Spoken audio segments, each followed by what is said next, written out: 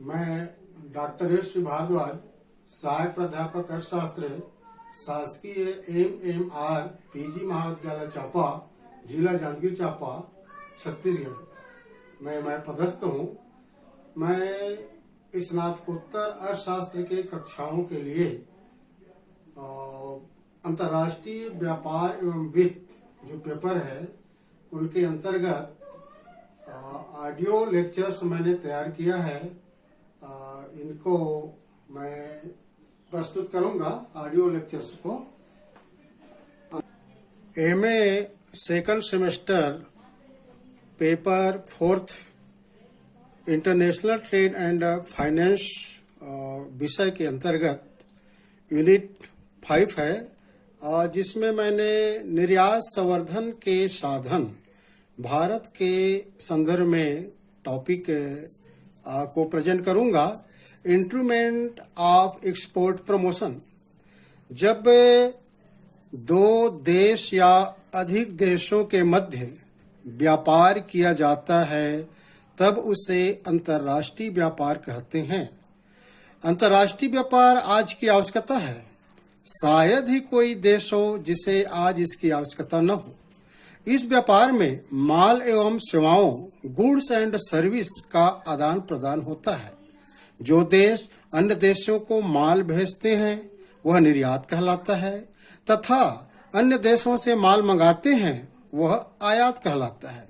इस तरह विदेशी व्यापार में आयात निर्यात शब्दावली का उपयोग किया जाता है। निर्यात संवर्धन से अर्थ क्या है इनको हम देखेंगे अब, और इनकी आवश्यकता क्यों पड़ती है उनको। निर्यात संवर्धन का अर्थ निर्यातों को प्रोत्साहन से लगाया जाता है, जिसमें निर्यात वृद्धि के लिए पुराने तथा नवीन निर्यातकों को निर्यात करने के लिए प्रोत्साहित किया जाता है। इसके लिए नकद सहायता, बैंकों से ऋण, भाड़ा में छूट एवं आयकर से छूट आदि दी जाती है। वास्तव में स्वतंत्रता पश्चात भारत के आयातों में ज्यादा वृद्धि हुई है एवं निर्यातों में कम। वर्ष 2012 में भारत का निर्यात पण्य व्यापार में 1.6 तथा वाणिज्यिक सेवाओं का व्यापार में 3.2% की हिस्सेदारी थी। वैसे भारत का भुगतान संतुलन सदैव प्रतिकूल रहा है। अतः विदेशी व्यापार घाटे को कम करने हेतु एक और आयात में कमी के प्रयास किए जाते हैं, वहीं दूसरी ओर निर्यात समृद्धि के उपागम भी किए जाते हैं। निर्यात संवर्धन की आवश्यकता निम्न कारणों से है। प्रतिकूल भुगतान संतुलन को ठीक करने के लिए विदेशी ऋण भार को कम करना, विकास योजनाओं की सहायता के लिए, नवीन वस्तुओं को निर्यात के लिए, स्वावलंबी अर्थव्यवस्था हेतु इस तरह की आवश्यकता निर्यात संवर्धन के लिए पड़ती है।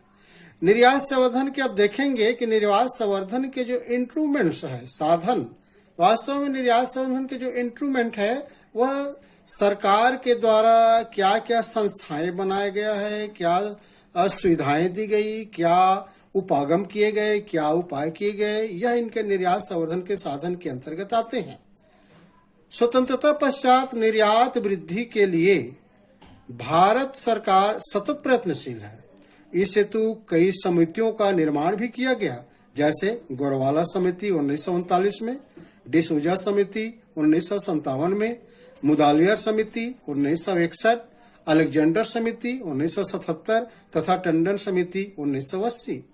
इन समितियों के सिफारिशों के फलस्वरूप भारत सरकार ने निर्यात संवर्धन हेतु जो उपाय किए हैं वह कुछ इस प्रकार से है। पहला, भिन्न संगठनों की स्थापना। सरकार ने देश के निर्यात के लिए बाजार खोजने, घरेलू माल का विदेशों में प्रचार करने तथा निर्यातकों को सुविधा देने के लिए विभिन्न संगठनों की स्थापना की है, जैसे विदेशी व्यापार संस्थान, आयात निर्यात सलाहकार परिषद, राजकीय व्यापार निगम, निर्यात संवर्धन परिषद, सूती वस्त्र निगम, जूट निगम, आयात निर्यात बैंक आदि। दूसरा, व्यापार विकास संस्थान 1971 में इसकी स्थापना की गई। इनका कार्य निर्यात में लगे विभिन्न संस्थाओं में समन्वय स्थापित कर उन्हें आवश्यक सुविधाएं उपलब्ध कराना है। तीसरा, राजकीय व्यापार निगम। इनकी स्थापना 1956 में की गई। इनका कार्य निर्यातों का विविधीकरण करना, विद्यमान बाजारों का विस्तार करना, निर्यात प्रोत्साहन तथा आयातित वस्तुओं के वितरण की व्यवस्था करना है। निर्यात गृहों की स्थापना करना इसके बाद है। स्थापना वर्ष है इनका 1968। इनका कार्य निर्यात में अग्रणी संस्थाओं को विपणन विकास निधि से आर्थिक सहायता प्रदान करना है। जो संस्थाएं अग्रणी होती है विपणन निर्यात के लिए, ऐसे संस्थाओं को इस निधि से आर्थिक सहायता प्रदान की जाती है। पांचवा, भारतीय निर्यात आयात बैंकों की स्थापना। भारतीय आयात निर्यात बैंक की स्थापना। इनकी स्थापना भारत सरकार ने 1 जनवरी 1982 को 200 करोड़ रुपए की पूंजी से की है। इनका प्रमुख कार्य निर्यात व्यापार को बढ़ावा देना है। फिर आगे ग्रीन कार्ड। सरकार ने ऐसे निर्यातक जो 100% निर्यात करने के कार्य करते हैं उन्हें हरा कार्ड जारी किया जाता है।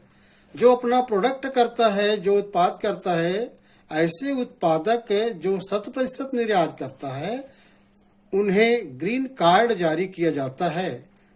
इससे इन संस्थाओं को उत्पाद से लेकर वितरण तक उच्च प्राथमिकता दी जाती है। नेक्स्ट है निर्यात संस्करण क्षेत्र EPZ की स्थापना। इस हेतु सार्वजनिक क्षेत्र से अब तक 7 निर्यातक क्षेत्र स्थापित किए गए हैं। निर्यात संस्करण क्षेत्र में 7 क्षेत्र स्थापित किए गए हैं, जैसे कांडला गुजरात में, सांताक्रूज मुंबई में, फाहटा पश्चिम बंगाल, नोएडा उत्तर प्रदेश, कोच्चि केरल में, चेन्नई तमिलनाडु तथा विशाखापट्टनम आंध्रा में। इस क्षेत्र में पाए जाने वाले इकाइयों की अपना 100% निर्यात करना होता है। इस क्षेत्र की जो इकाइयां होती है उनके अपने उत्पाद का 100% निर्यात करना होता है। इस हेतु निजी क्षेत्र में भी सरकार ने 2 स्थानों पर अनुमति दी है। 1994 में मुंबई में महाराष्ट्र में, 1995 सूरत गुजरात में 2 स्थानों पर और दी गई है जो निजी क्षेत्र के अंतर्गत। फिर निर्यात संवर्धन क्षेत्रों का विशेष आर्थिक क्षेत्र स्पेशल इकोनॉमिक जोन में रूपांतरण। जो निर्यात संवर्धन क्षेत्र होता है उनको विशेष आर्थिक क्षेत्र में रूपांतरण किया गया। चीनी मॉडल का अनुसरण करते हुए सरकार ने 4 EPZ को SEZ में परिवर्तित कर दिया है। इसके बाद आगे है निर्यात संवर्धन पूंजीगत सामान योजना। निर्यात संवर्धन export promotion capital goods plan. ये है निर्यात संवर्धन पूंजीगत सामान योजना। जिन वस्तुओं का निर्यात किया जाना होता है उसके निर्माण हेतु आवश्यक पूंजीगत सामानों के आयात की अनुमति केवल 10% आयात शुल्क पर दी जाती है।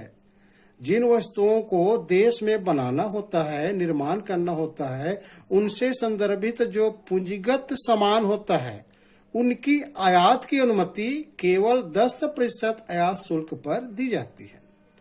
फिर आगे उदार लाइसेंस प्रणाली, लिबरल लाइसेंस सिस्टम। सरकार ने सन 1992 से ही निर्यात बढ़ाने के लिए उदार लाइसेंस के तहत निर्यात की जाने वाले वस्तुओं के लिए नकद सहायता और प्रशुल्क की रियायतें देकर निर्यात को प्रोत्साहित करने का प्रयास किया है। फिर आगे भारतीय व्यापार संवर्धन संगठन। इसके द्वारा विदेशों में भारतीय वस्तुओं को प्रचार करने के लिए प्रदर्शनियां आयोजित की जाती है। अपने वस्तु को विदेशों में प्रचार करने के लिए इस संगठन के द्वारा प्रदर्शनियां आयोजित की जाती है। फिर आगे राजस्व एवं मौद्रिक उपाय भी सरकार करती है। निर्यातोन्मुख इकाइयों को ब्याज में रियायत, निर्यात आयात बैंक से ऋण सुविधा, नगद क्षतिपूर्ति सहायता तथा अंतर्राष्ट्रीय मूल्य क्षतिपूर्ति प्रदान की जाती है। साथ ही विश्व बैंक द्वारा प्रदत्त $250 मिलियन की सहायता से एक उत्पादक कोष की स्थापना सरकार के द्वारा की गई है। यह इंजीनियरिंग तथा इलेक्ट्रॉनिक्स वस्तुओं के लिए है। फिर शुल्क मुक्त क्रेडिट, निर्यातों में तेजी लाने के लिए 2004-05 से विदेशी व्यापार नीति के तहत टारगेट प्लस योजना प्रारंभ की गई है। कौन सी योजना? टारगेट प्लस योजना प्रारंभ की गई है, जिससे निर्यात में तेजी लाई जा सके। इसमें जो निर्यात के लिए सामान्य रूप से निर्धारित वास्तविक लक्ष्य से काफी अधिक हो, माने जो लक्ष्य निर्धारित के रहते हैं उससे अधिक मात्रा में भी जो निर्यातक प्रोडक्ट करता है, उत्पाद करता है, के आधार पर शुल्क मुक्त क्रेडिट के पात्र ऐसे लोग होंगे। फिर समुद्री उत्पाद निर्यात विकास प्राधिकरण, यह कोच्चि केरल में एक संवैधानिक निकाय है जो निर्यात संबंधी समुद्री उत्पाद उद्योग के विकास के लिए उत्तरदायी है। फिर आगे है व्यापारिक समझौते। भारत इस संबंध में कई देशों से द्विपक्षीय एवं बहुपक्षीय समझौते किए हैं। अपने निर्यात को बढ़ाने के लिए सरकार कई देशों से द्विपक्षीय एवं बहुपक्षीय समझौते किए हैं और ऐसा करते रहते हैं। कुछ समझौते रुपये, कुछ अदल बदल तथा कुछ विदेशी मुद्राओं में किए गए हैं। हम देखते हैं आगे दूतावासों में व्यापारिक गतिविधियां। जो प्रत्येक देश है अन्य देशों में अपना दूतावास रखती हैं, तो हमारे देश के भी विभिन्न देशों में दूतावास है, वहां पर व्यापारिक गतिविधियां। भारत 50 से अधिक देशों में व्यापारिक गतिविधियों की नियुक्ति की है। यह इस बात का सर्वे कर पता लगाती है कि उन देशों में किन भारतीय वस्तुओं की मांग होगी। दूतावास में व्यापारिक गतिविधियों के अंतर्गत जो प्रतिनिधि रहते हैं वह किन भारतीय वस्तुओं की मांग उस देश में होगी, इनका सर्वे करते हैं और उनकी जानकारी शासन तक व्यापारिक गतिविधियों के अंतर्गत पहुंचाती है।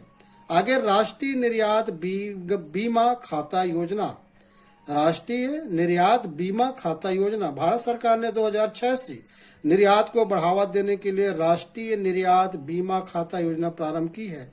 यह योजना मध्यम व दीर्घकालिक उच्च लागत की व्यावहारिक परियोजनाओं को क्रेडिट रिस्क कवर देने के उद्देश्य से प्रारंभ की गई है। इनका संचालन export credit guarantee corporation of India limited तथा वाणिज्यिक मंत्रालय द्वारा गठित ट्रस्ट द्वारा किया जाता है। बीमा कवर 60% से बढ़ाकर 90% का लक्ष्य वर्तमान में रखा गया है। इसके अलावा अन्य उपाय भी निर्यात संवर्धन योजना के अंतर्गत, पॉलिसी के अंतर्गत सरकार के द्वारा किए जाते हैं, जैसे निर्यात शुल्क क्रिया को सरल बनाना, कुछ निर्यात की जाने वाली वस्तुओं पर बिल्कुल शुल्क न लेना, कुछ वस्तुओं के लिए लाइसेंस आवश्यक न होना आदि आदि। इसके अलावा समय समय पर घोषणा की गई व्यापारिक नीति में भी निर्यात को प्रोत्साहित करने के प्रयास किए जाते हैं। जैसे 1 अप्रैल 2015 को केंद्र सरकार द्वारा नई व्यापारिक नीति घोषित की गई। इसके तहत निर्यात को 900 अरब डॉलर तक पहुंचाने का लक्ष्य है। पहले से चल रही सभी निर्यात प्रोत्साहन योजना, फोकस प्रोजेक्ट योजना, मार्केट लिंक्ड फोकस प्रोडक्ट योजना, फोकस मार्केट योजना, agriculture agri infrastructure incentive script व BKJUY के स्थान पर अब केवल 2 तरह की योजना चलेगी, merchant export from India MEIS तथा सेवा निर्यात के लिए service export from India scheme SEIS। माने MEIS और SEIS केवल 2 योजना बना दी गई है, बाकी को एक साथ मिला दिए गए हैं। इससे कार्यों में सहूलियत होती है। निर्यातकों को 3 से 5% का पुरस्कार देने की योजना पहले भी बताया गया। विदेशी व्यापार के कारोबारियों को अब 1, 2, 3, 4, 5 तक 5 स्टार का प्रमाण पत्र भी दिया जाएगा। जो कारोबारी होते हैं, उत्पादक होते हैं, जो निर्यात करते हैं, उनको 1, 2, 3, 4 तथा 5 स्टार का प्रमाण पत्र दिया जाएगा। इस तरह निर्यात संवर्धन के विविध उपागम या उपाय सरकार द्वारा की जाती है। अभी भी हमें अपने विदेशी व्यापार को और अधिक बढ़ावा देनी होगी। निर्यातोन्मुख इकाइयों पर विशेष ध्यान देनी होगी, जिससे हमारे निर्यात में वृद्धि हो सके और व्यापार संतुलन की प्रतिकूलता को दूर करने में हमें मदद मिलेगी। धन्यवाद।